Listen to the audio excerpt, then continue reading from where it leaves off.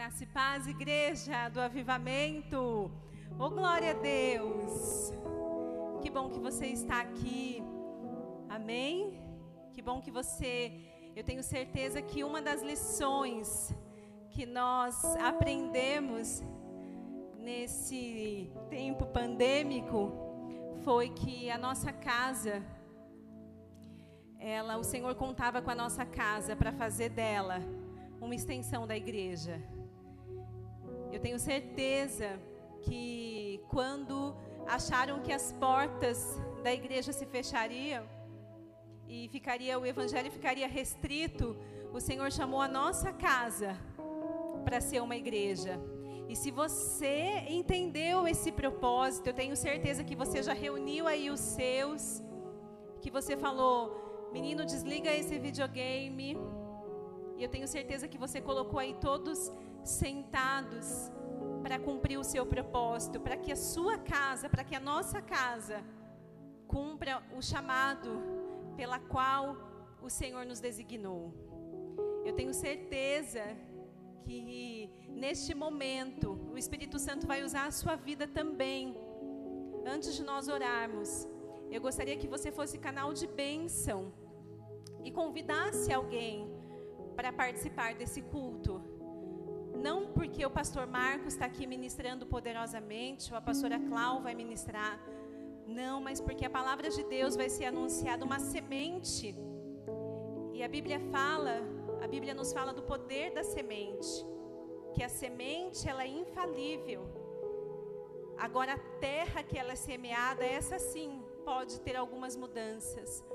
Mas eu quero que você aí, como profeta, já desenvolvendo, em nome de Jesus, o decreto que o Senhor nos deu, de profetas do Senhor, chame alguém, até que Ele te responda, principalmente os seus. O primeiro lugar que a gente tem que exercer o nosso chamado é na nossa casa. A nossa voz tem que ser ouvida aí dentro de casa. Pare tudo que você estiver fazendo. Nada é mais importante agora do que ouvir a palavra do Senhor. Não é mais um culto. É um momento com Deus. É um momento que a palavra vai nos direcionar e vai saciar a fome que há em nós. Amém? Enquanto nós oramos, enquanto você convida aí o Senhor para encher a sua casa com a sua doce presença, chame alguém, reúna os seus. Você vai entrar para a história. O céu está fotografando aí você, sacerdote, com a sua esposa do seu lado, com os seus filhos. E na memória do justo, a memória do justo é eterna. Nós vamos lembrar de você como um guerreiro incansável de se encher da presença de Deus. Vamos lá. Chame alguém que não está aí neste culto, não está no YouTube, não está no Facebook. Reúna os seus. Amém? Pastor Marcos, só um trechinho enquanto eles enchem a casa para nós. E enche a casa com tua doce presença. E enche a casa com tua doce presença.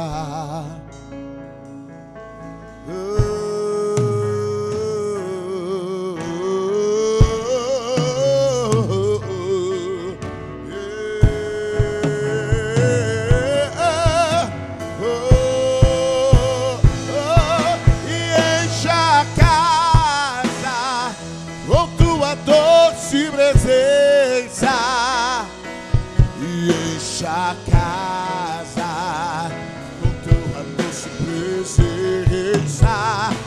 E enche a casa com tua doce presença. Oh, oh. E enche a casa com tua doce presença. Oh, glória a Deus. Amém. Curve sua cabeça. Espírito Santo, Senhor, fiel companheiro, como nós amamos, Senhor, como quando nos envolvemos contigo, o que há de melhor em Ti, Senhor, toma conta do nosso ser. O que estava abatido, Senhor, enche-se de alegria e de renovo.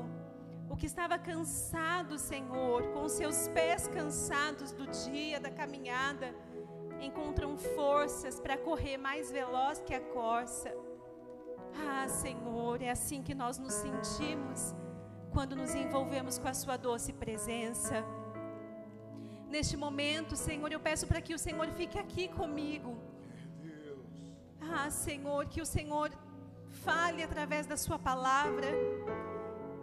Que o Senhor revele para nós como tem saído deste altar palavras de direcionamento. Queremos mais uma vez te ouvir falar. Senhor, semana passada o Senhor chamou a nossa casa. O Senhor disse que a nossa casa era uma solenidade para Ti, Senhor. O recado não terminou. Ainda, Senhor, temos a missão de fazermos isso valer a cada dia. Envolve-nos, Senhor. Se existe um lar neste momento em contenda, invada com a Tua doce presença. Ah, Senhor, arde em nós a chama. Acende de novo, Senhor, a chama do primeiro amor. Espírito Santo de Deus, nós pedimos para que o Senhor sinta-se à vontade, passeia em nós. Como o Senhor andou lado a lado com aqueles discípulos naquele caminho de retorno, de desistência. Esteja conosco, Senhor. Sem o Senhor não faz sentido. Sem o Senhor nós não queremos nada. Nada que tem aqui, se não for para Ti, para a Tua glória, nós não desejamos. Abençoa, Senhor, cada vida que está conectada, cada família aqui representada, em nome de Jesus. Amém. Amém. Abre a sua Bíblia. Eu prometo ser fiel, fidelíssima àquilo que o Senhor falou comigo ontem à noite. E não quero demorar, porque eu sei que você gosta de reunir a sua família para assistir Gênesis, né? Se é para reunir a família na frente da televisão, que seja por um bom propósito. Amém? Ontem nós vamos falar nessa noite, o Senhor vai falar de um personagem que quem me conhece um pouquinho mais de perto sabe que depois de Jesus, ele é a pessoa que mais me inspira. Toda vez que o Senhor quer falar comigo fortemente, quer me dar um direcionamento, Ele fala através da vida desse homem. Se eu tiver a oportunidade de ir no céu, chegar perto dele, eu gostaria muito. E ontem eu tive um tempo sozinha, só eu na minha casa, sem marido, sem filhos. Isso é raro, né? Mãe de 3 está sempre cercada. E nesse momento, foi o momento que eu fui fazer as minhas coisas e tive um momento assim de forte presença do Espírito Santo. E enquanto o Senhor falava, me fazia lembrar alguns tópicos desse personagem, que eu acho que alguns já devem até saber. Eu fiz um rascunho aqui e não tem nem lições direito, tópicos, mas eu tenho certeza que da mesma forma que o Senhor falou comigo, vai falar com você. O tema dessa ministração é sonhando em família. Quantos aqui têm sonhos para viver em família? Se você tem um sonho para viver em família, faz assim, ó, com a sua mãozinha, dá um joia. Claro que você tem. Ninguém sonha. Sonho que se sonha só, gente, não tem graça. E essa é a lição que o Senhor quer nos ensinar. Ninguém nasceu para viver sozinho. Ninguém nasceu para viver sonhos sozinho. E hoje, semana passada, o pastor Marcos ministrou aqui sobre a solenidade, não é isso? Foi tremendo. Você está exercendo, está colocando em prática o que você ouviu? Não faça das palavras do Senhor somente algo que te impacta ali, uma hora que está sendo ministrado. Mas faça da palavra do Senhor a sua bússola, o seu norte, a sua direção. Gênesis 39, eu fiquei procurando, nós vamos falar hoje sobre José no Egito. bonito, José é um homem que fez diferença, José é um homem que não olhou as circunstâncias, José é um homem que prosperou, que suportou as dores mais profundas. E tem um segredo de suportar dores profundas. E hoje nós vamos falar um pouquinho de um homem que foi chamado para sonhar. E talvez ele achasse que o sonho dele tinha a ver com ele. Mas não, o sonho de José tinha a ver com gerações. Começava na sua família, e a partir da sua família, o Senhor estenderia para gerações. Quero dizer para você que nada, volto a falar, a pastora sempre fala isso aqui, nada de grande que o Senhor queira fazer, Ele vai fazer lá fora.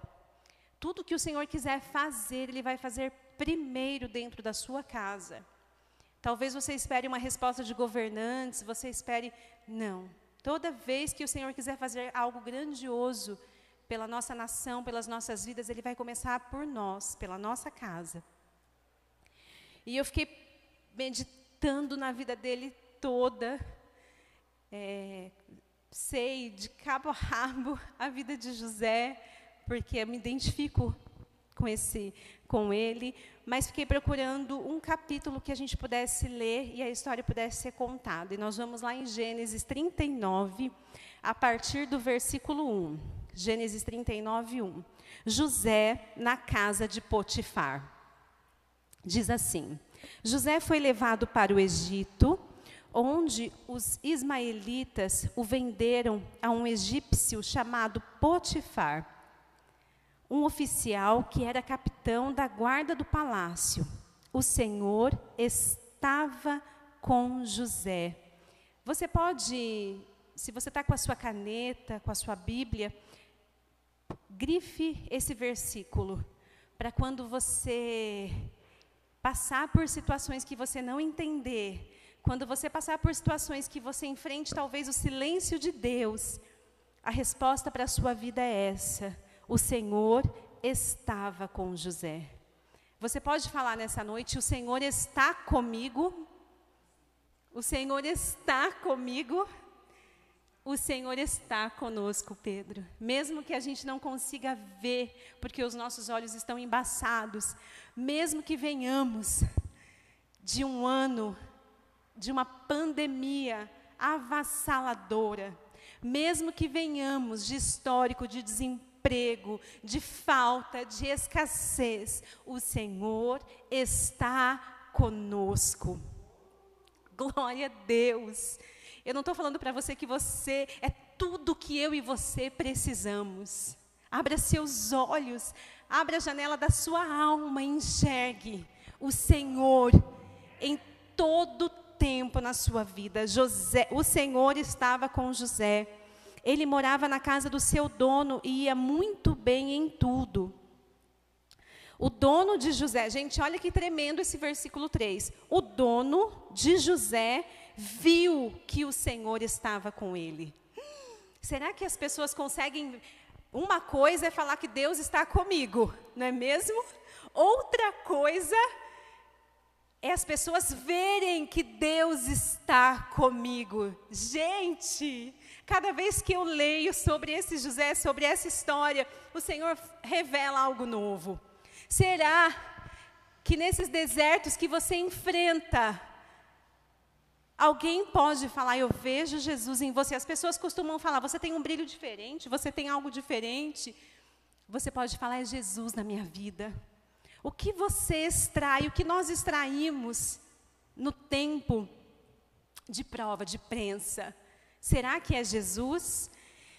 O dono de José viu que o Senhor estava com ele e ele o abençoava em tudo que ele fazia. Só esses 2 versículos, porque o resto eu vou falar rapidamente.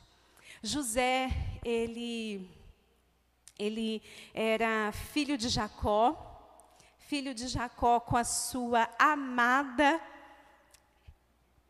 esposa, que ele trabalhou lá, mais 7 anos. Primeiro filho do amor da sua vida, né? Então, ele não era o único. José já tinha mais irmãos. mas ele era o primeiro com o amor da sua vida. Então pensa, gente, um pai, José já recebe o decreto de querido, de queridinho, já porque tem esse legado, porque era o filho, o fruto de um relacionamento que Jacó paga o preço, que Jacó trabalha, que Jacó, enfim, da mulher da sua vida. E aquelas raspinhas do tacho parece que sempre tem uma cordinha a mais. O caçulinha. É o caçula? Não. É o caçula? É o caçulinha.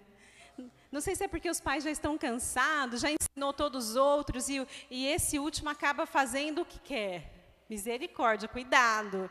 E diz que isso, José cresceu nesse ambiente. Tinha irmãos, uma família grande, que delícia.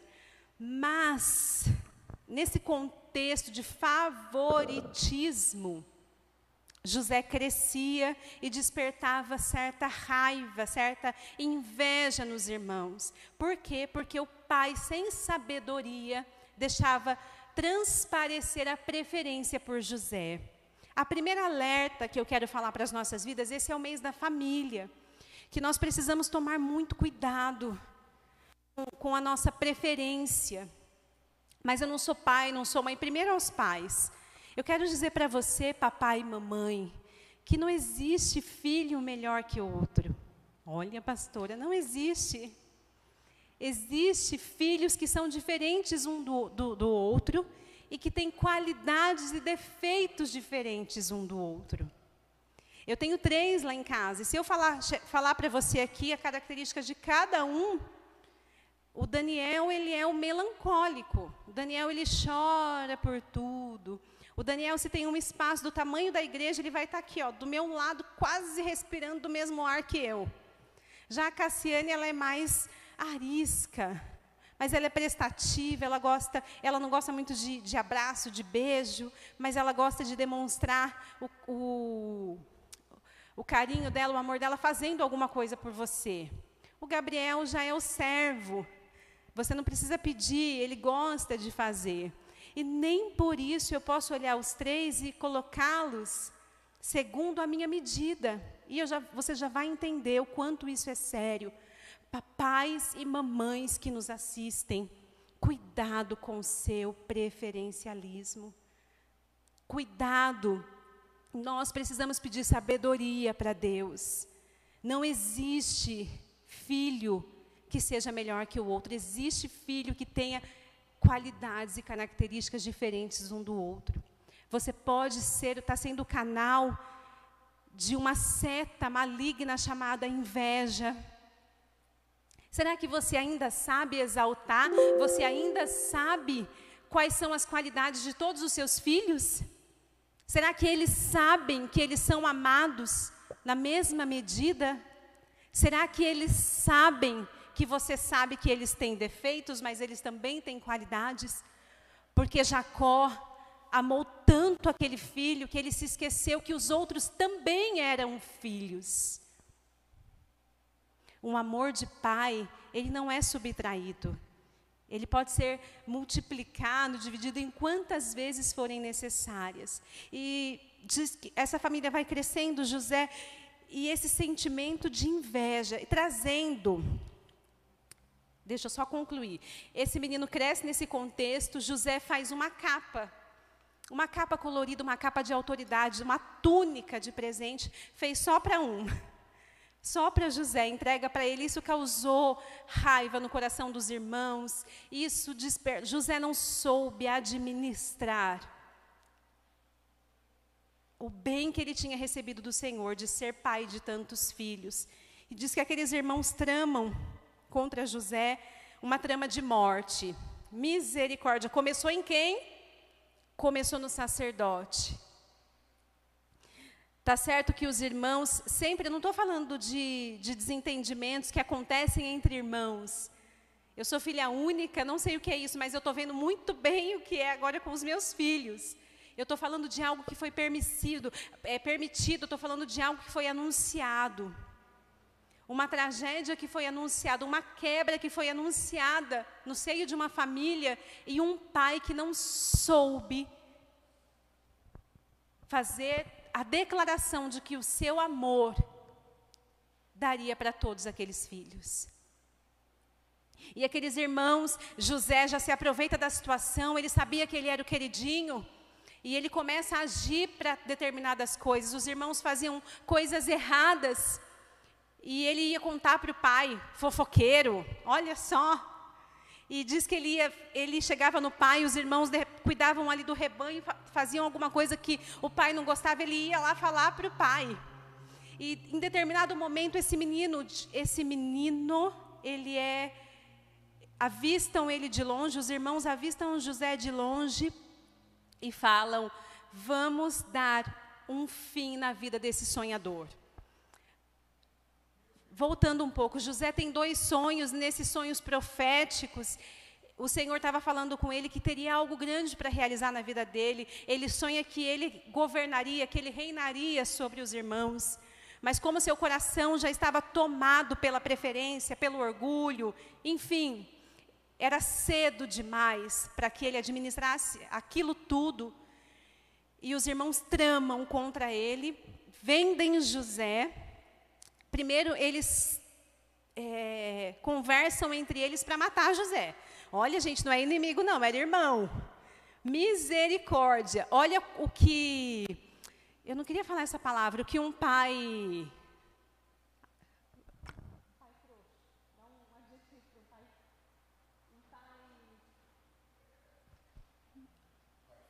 Um pai frouxo. Ai, perdão, gente. Um pai ausente, um pai omisso, um pai omisso permitiu. Esses irmãos tramando um contra o outro, parecendo inimigos. Você tem zelado pela unidade da sua casa? Você tem zelado pelo bem-estar dos seus? Ou você olha uma fofoca ali, uma intriga aqui e tem olhos de omissão? Omissão também é pecado, sabia? Conivência também é pecado. Cuidado com aquilo que você talvez diretamente não faça, mas você permite. E debaixo do seu lar, da sua tenda, você também vai arcar com as consequências. Diz que José, ele é vendido. Olha só, um menino que de repente, de filhinho do papai, que tinha uma túnica maravilhosa, que andava para lá e para cá, ele se torna um escravo, como nós lemos aqui. Vamos dar um jeito em José, para que ele não nos perturbe mais, para que, quem sabe, assim, os olhos do nosso pai, a gente consiga voltar os olhos do nosso pai para nós. O que o seu filho precisa mais fazer para chamar a sua atenção? O que mais que dentro da sua casa, a sua esposa precisa fazer para que você olhe para ela, para que você perceba que ela cortou as pontinhas do cabelo? O que precisa acontecer para vocês perceberem, notarem um ou outro dentro da sua casa? O que precisa acontecer para você entender que o seu filho gosta que você vá na reunião de pais dele? O que precisa acontecer para você entender, filho, que o seu pai faz toda a diferença e que o amor dele na sua vida é importante, a bênção é importante.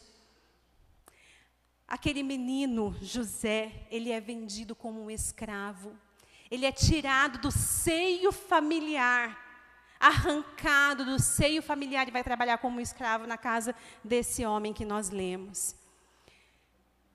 Mas como José sabia qual era o propósito de Deus, a vida de José revelava uma vida de integridade, de intimidade com Deus. José sabia quem ele era. José sabia que por onde ele passasse, a glória de Deus teria que ser revelada. E mesmo naquele sendo escravo, sem túnica, José, ele, até o momento, até o capítulo 37, ele era o filho mais novo de uma grande família.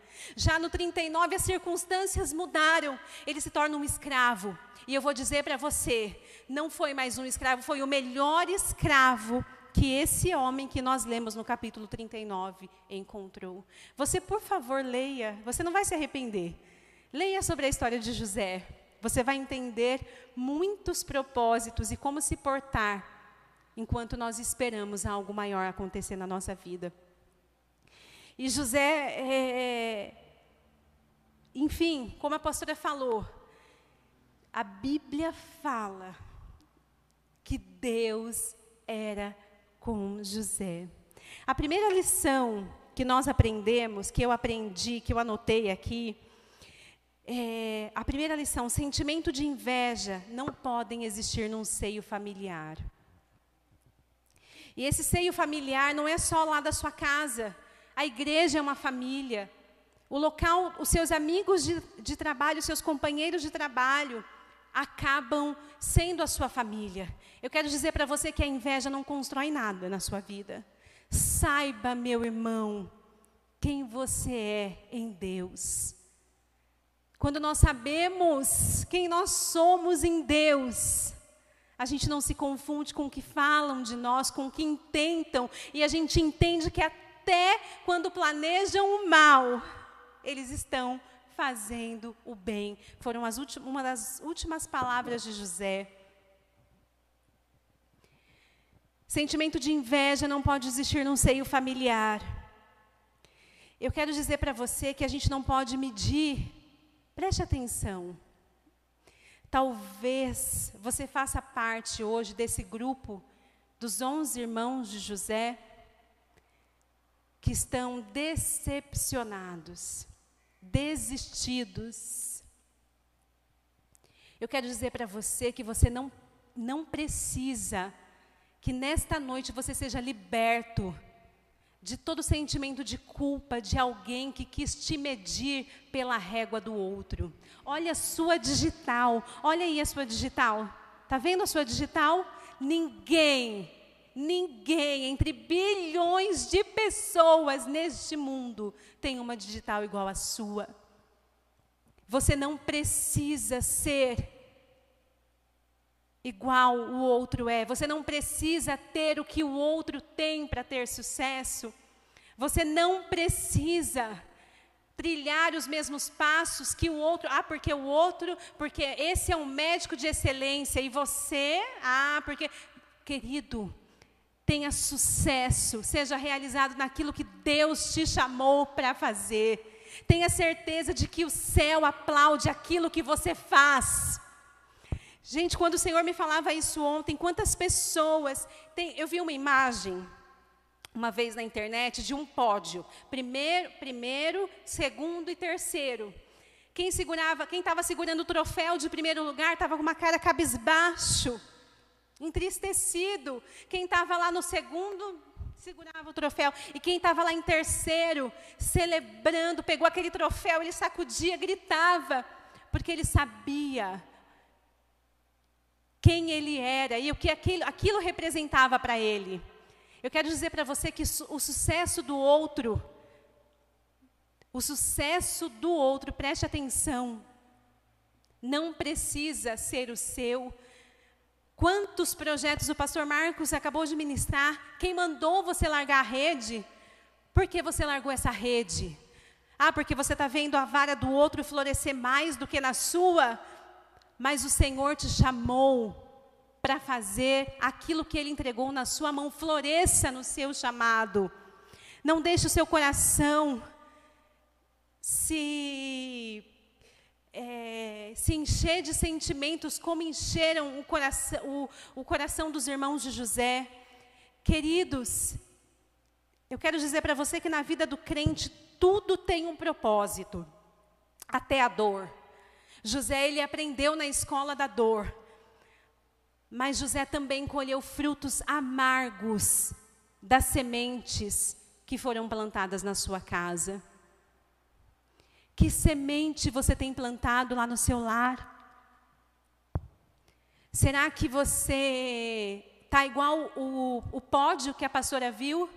Talvez está com o prêmio de primeiro lugar, mas com o coração insatisfeito porque está olhando a vida do outro. Que isso seja uma verdade na sua vida hoje, na sua família. A sua família não precisa ser igual à minha para ser uma bênção. A sua família não precisa ser igual aquelas do Instagram, maravilhosa, do cantor, e de A, de B, de C. A sua família só precisa ser a família que está no centro da vontade de Deus. E isso te basta, e isso nos basta. Fora todo sentimento de inveja. Você acredita que existe uma competição tão acirrada hoje em muitos lugares, que existem maridos e mulher que competem um com o outro, que têm uma inveja do crescimento um do outro? Misericórdia, expulsa, fala aí nos arredores da sua casa, pega tudo que é seu, inveja maldita. E depois da inveja, sabe o que ela traz no pacote da inveja? E daqui a pouco você começa a se diminuir, e daqui a pouco você começa a se olhar no prisma do outro, e sentimentos de rejeição, sentimentos de vingança, enquanto o Senhor está falando para você: ei, eu não sou Jacó. Se tivesse só você, meu filho, eu morreria por você e me entregaria por você do mesmo jeito. Expulsa a inveja aí da sua casa. Segundo, que já é um pouco do primeiro, seja minucioso em saber que cada um de nós tem um papel de extremo valor.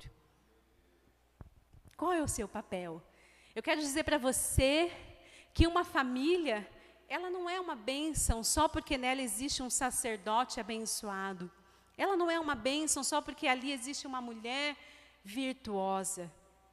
Ela, uma família bendita, poderosa na terra, é uma família que se completa, que se ajusta e que cada um sabe o seu papel.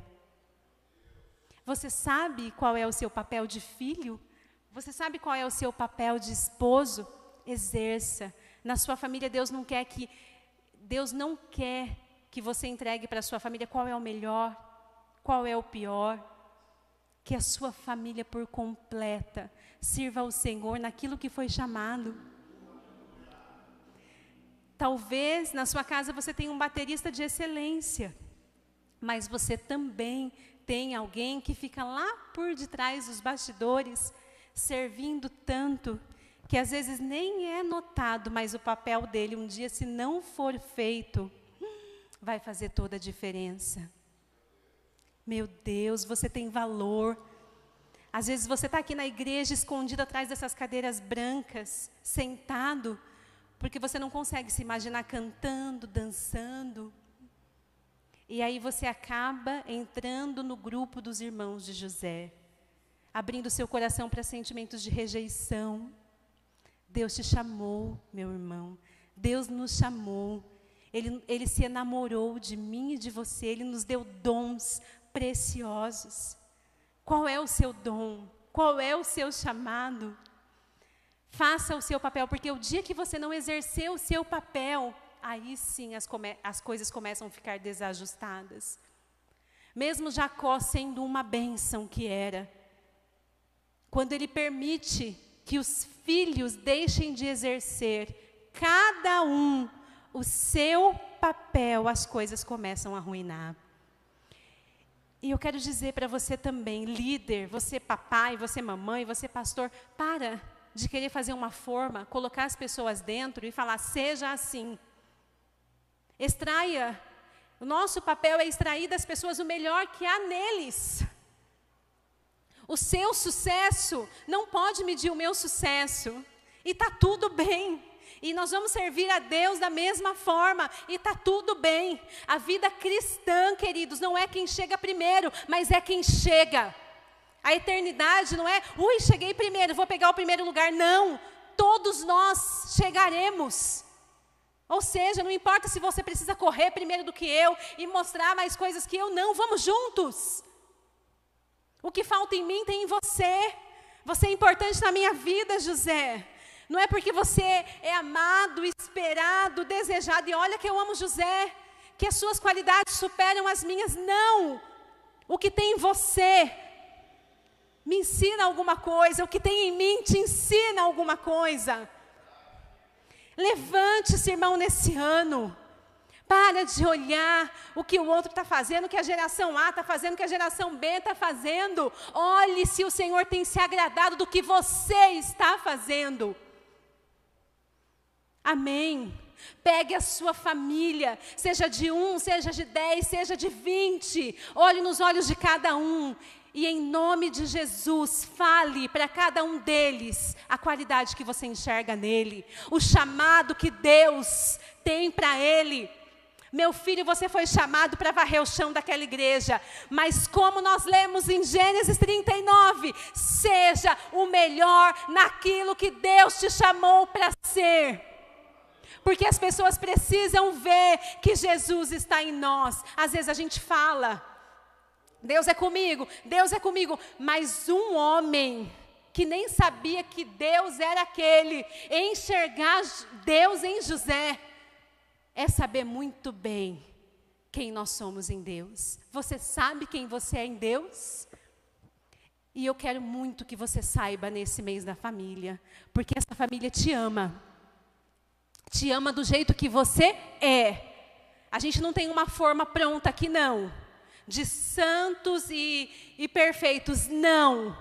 Você é bem-vindo, você é útil, você é amado do jeito que você é. Exerça o seu melhor para Deus do jeito que você é. Pastor, e os meus pecados, quem não tem? Os pecados, a santidade do Senhor vai nos santificando. E eles vão sendo abandonados um por um. Mas o Senhor te ama e Ele precisa dos seus dons aqui dentro desta casa. Porque a família de José, os irmãos achavam que José não ia fazer diferença. A família desmoronou. Diz que aqueles irmãos... Em Gênesis 42, 21, diz que esses irmãos tiveram uma vida de remorso prolongado. A Bíblia fala. Não tiveram paz. Quando você se anula para viver a vida do outro, quando você se anula, querido, deixa a vida do outro para trás. Vai viver. Se a gente fazer a nossa parte, a gente já tem tanto trabalho. Pastor, e aquela família assim, assado, começa a cuidar da sua. A sua é linda. Esses filhos são lindos. Essa casa que talvez precise de uma reforma, de uma limpeza, precisa muito de você. Amém. Você é útil, meu irmão. Você, na verdade, é insubstituível. Na família, nós somos insubstituíveis. Pode ser que em ministério, Deus sempre tem um outro, mas numa família, aliás, uma mãe que perde um filho, nem nome tem. Ou seja, você pequenininho, você grandão, você com ministerinho, você com ministerão, você é único, exclusivo, especial para Deus. Amém? Terceiro e último. Diz que José, ele é tirado da sua casa. Olha só como o Senhor tem um projeto para executar dentro de casa. Fala, o Senhor tem algo para fazer na minha vida dentro da minha casa. E diz que ele é tirado da casa dele e José é levado para ser escravo aonde? Num campo? Não, em outra casa. Porque enquanto nós não formos aprovados, nós continuaremos naquela mesma prova.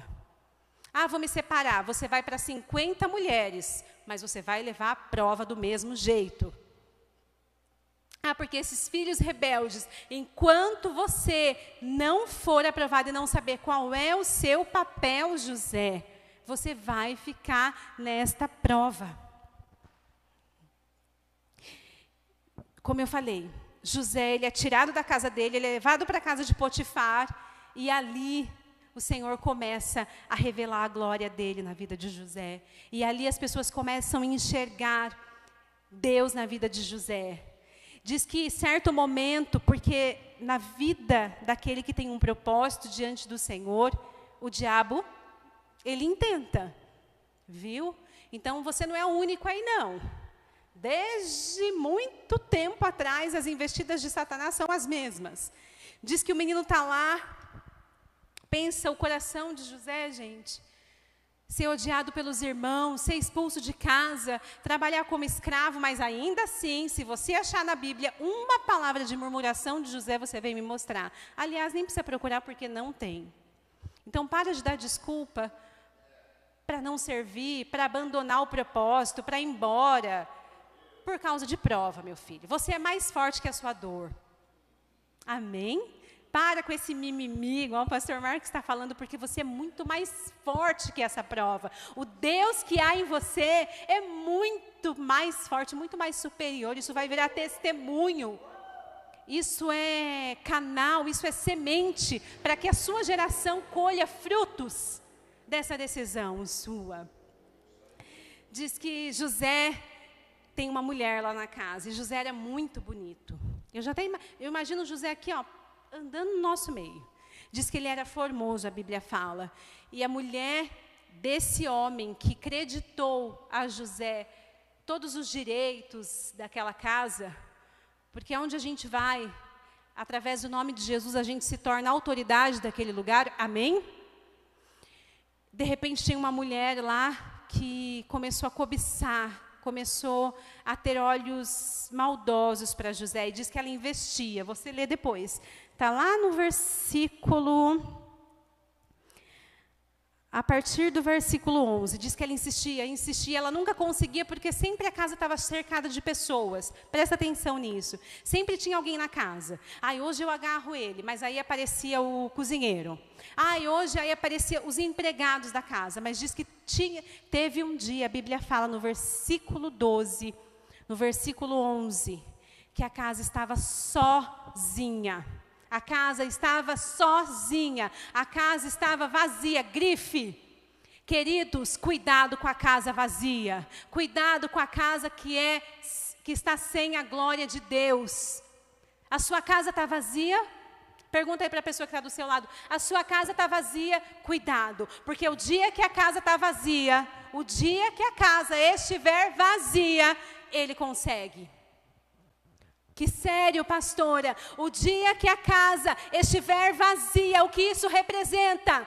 Cuide para que a sua casa seja sempre cheia. Cheia do quê, pastora? Da presença. Cheia do quê, pastora? De temor. Cheia do quê, pastora? De adoração. Cheia do quê, pastora? De alegria. Porque uma casa vazia da glória de Deus é alvo do vilão Satanás. E ele é certeiro. Cuidado, do que a sua casa está cheia. Será que a sua casa está cheia desse culto nessa noite? Ou será que está cheia do quê? Se a sua casa está vazia, vamos começar a arrumar. Vamos começar a colocar as coisas no lugar. Vamos começar a colocar aí a cômoda do perdão, a cama da reconciliação, as almofadas de amor, os cânticos de louvores, porque a casa precisa estar cheia. Agora nós vamos, pastor Marcos, pode já, porque eu estou terminando. Falei que eu queria ser fiel, são 9 horas, tinha muito mais para falar. Mas eu tenho certeza que o Senhor falou conosco. Ontem, eu chorei bastante na presença do Senhor, acerca de saber quem nós somos em Deus. E chorei bastante por pessoas que se perderam por não saber quem são. Por pessoas que há anos vivem debaixo dessa cadeia. Dessa cadeia de rejeição, dessa cadeia de olhar de reprovação. É tão ruim você querer aprovação das pessoas lá fora porque você não encontra dentro de casa. É tão ruim você vir para a igreja e no lugar que é para você sair com uma palavra de ânimo, você receber dedos apontados no seu rosto. E por conta de um pai omisso, uma família perdeu anos. Diz que Jacó amava tanto aquele filho, que a vida dele nunca mais foi a mesma. Aqueles irmãos tiveram uma vida. Gênesis 42, 21. Sabe o que é você ir dormir e levar José É igual a bispa prega nos encontros. Sabe o que é você ir fazer as coisas e ficar pensando na vida que você prejudicou, na vida que você enganou? Ou seja, gente, não foi só José que perdeu. Na família, quando um perde, pastor Marcos, todos perdem, entende isso? Esse é o nosso chamado, de nos colocar no lugar do outro.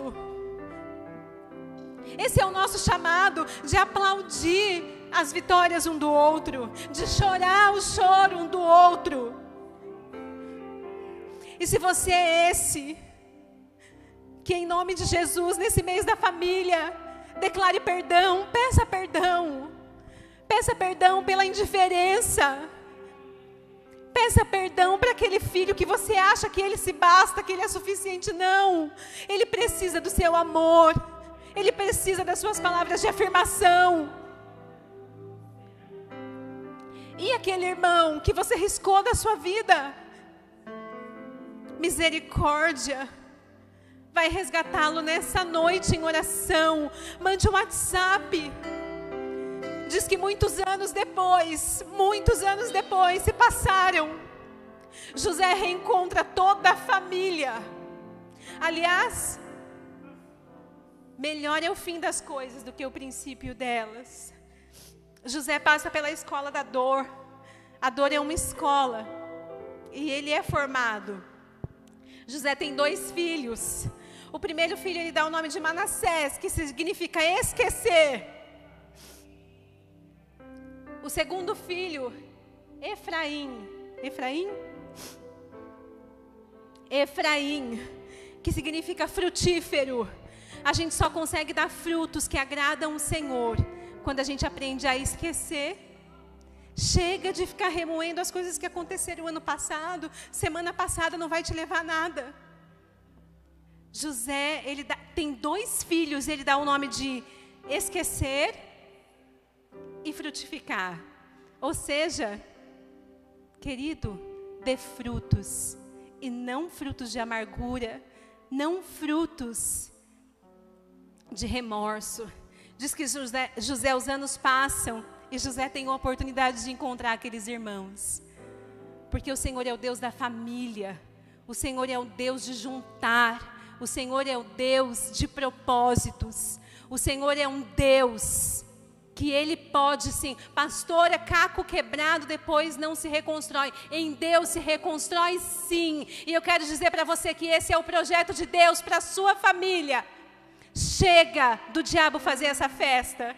Diz que José olha para os irmãos. Ele não pensa 2 vezes, ele chora tão alto. E ele olha para os irmãos e ele fala: Deus só me enviou à frente para que o propósito, para que a vida fosse preservada. Abraça aqueles irmãos, dá alimento para aqueles irmãos, dá moradia para aqueles irmãos. E ali eles entendem que só existe sucesso quando todos estão envolvidos no projeto de Deus. Para de querer fazer o seu projeto, de querer colocar o seu projeto dentro da vida do outro. Não deixa ele ser feliz naquilo que Deus chamou ele para ser. Que em nome de Jesus, Senhor, que essa palavra que não é minha, é Bíblia. Gente, é Bíblia. Que o perdão, esquece aquele tapa, esquece aquela palavra que feriu o seu coração como uma faca. Esquece, você vai dar frutos, você vai dar frutos, você vai dar frutos. Mas você precisa esquecer, José, você é ramo frutífero, mas esqueça do que aconteceu no passado. Receba de braços abertos quem voltou, quem foi, quem chega, quem vai. E na sua família, comece a colocar as coisas em ordem hoje. Abrace todos, ame todos.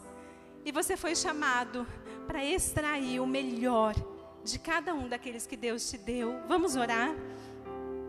Fique aí juntinho daqueles que são seus. Fique aí pertinho daqueles que são seus. Amém?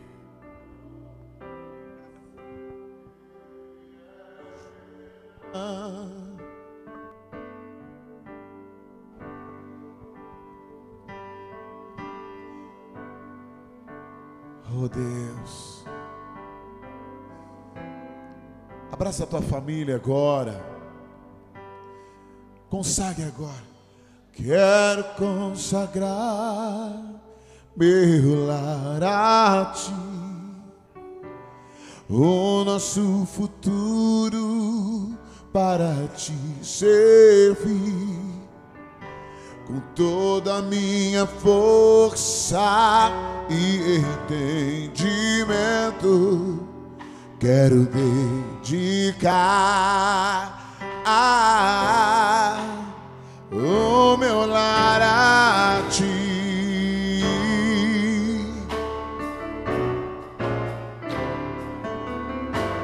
Quero consagrar meu lar a ti, o nosso futuro para te servir,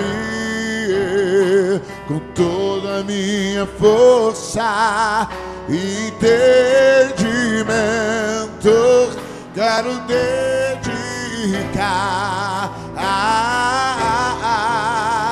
o meu lar a ti.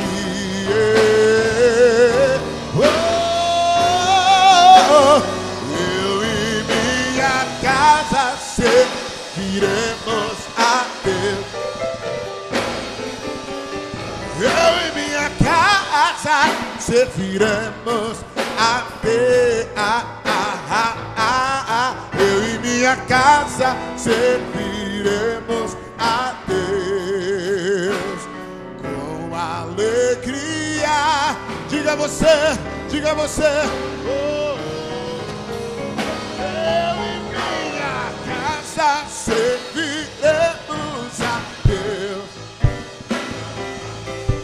Eu e minha casa serviremos a Deus. Eu e minha casa serviremos a Deus com alegria.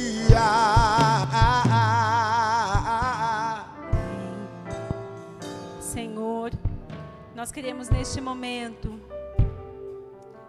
orar, Senhor, pelas nossas vidas. Senhor, pedimos para que, através desta palavra, que o Senhor venha começar algo novo.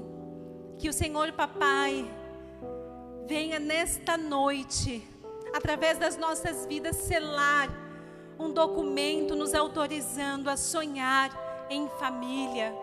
Senhor, que em nome de Jesus, que possamos ter convicção de que o Senhor é conosco. Como ouvimos também, que possamos, Senhor, em nome de Jesus, através das nossas vidas, as pessoas possam ver a Ti. Senhor, eu oro com temor e tremor pelos lares aqui. Senhor, aqui não está a representante de um lar perfeito, mas de um lar que decidiu Te servir.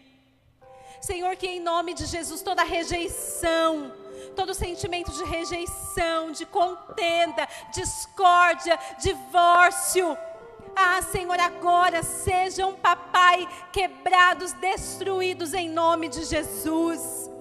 Tramas do inferno sejam quebradas agora em nome de Jesus. Omissão, nós te repreendemos em nome de Jesus. Jacó, tome o seu posto de sacerdote.